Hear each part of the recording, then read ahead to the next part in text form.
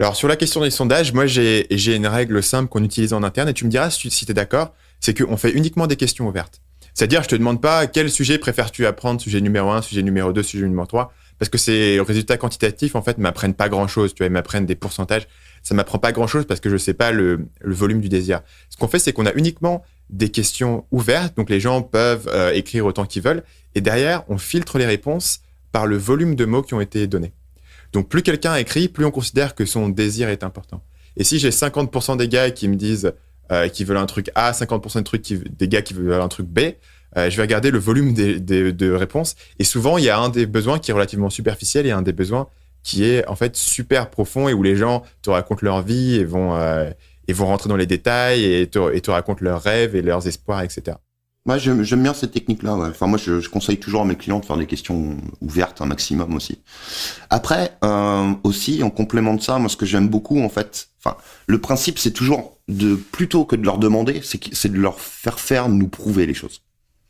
Et ça peut être fait, alors soit avec des systèmes de tests ou de quiz, soit avec des systèmes de sondage pour s'inscrire à la mailing list, soit quand on envoie un mailing où il y a plusieurs options et cliquer sur tel ou tel lien, ils font le choix. Et en fait, d'analyser le nombre de clics, d'analyser les choses comme ça. C'est-à-dire que là, en fait, de tourner le truc de façon à ce qu'ils se rendent pas compte qu'on est en train de les sonder, mais simplement qu'on leur propose le choix entre plusieurs trucs qui peuvent les aider à résoudre leurs problèmes, à obtenir de meilleurs résultats.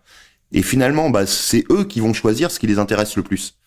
Et là, du coup, ils sont pas, enfin, ce qui se passe dans l'esprit de nos prospects, c'est qu'ils sont pas en train de réfléchir. Tiens, si je clique là, il va penser qu'il faut qu'il fasse un produit d'information sur tel truc. Donc non, c'est juste, voilà, la personne est intéressée plus par telle catégorie, ou tel thème, ou résoudre tel problème, Enfin, simplement voir du contenu gratuit, de qualité, tout de suite sur tel thème. Et du coup, ça nous indique directement, finalement, ce que les gens veulent le plus. Donc et ça, finalement, c'est des techniques qui permettent de faire que les prospects nous montrent vraiment. Parce qu'ils viennent de nous prouver, en cliquant plutôt sur le lien B que le lien A et le lien C, que c'est du B qu'ils veulent. Et ça fonctionne mieux que tout.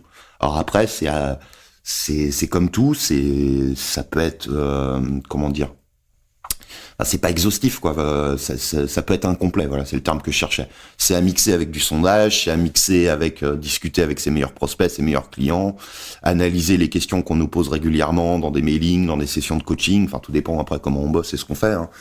C'est, enfin voilà, tout ça, c'est un mélange, mais globalement, ça nous permet de savoir énormément de choses. Salut, c'est Stan, j'espère que vous avez apprécié cet extrait du podcast Marketing Mania. Bien sûr, vous pouvez retrouver l'ensemble des épisodes du podcast, y compris les instructions sur comment vous abonner sur l'application Apple Podcast ou sur votre téléphone Android en vous rendant sur mon site à l'adresse marketingmania.fr/podcast. Je vous ai mis le lien dans la description de cette vidéo.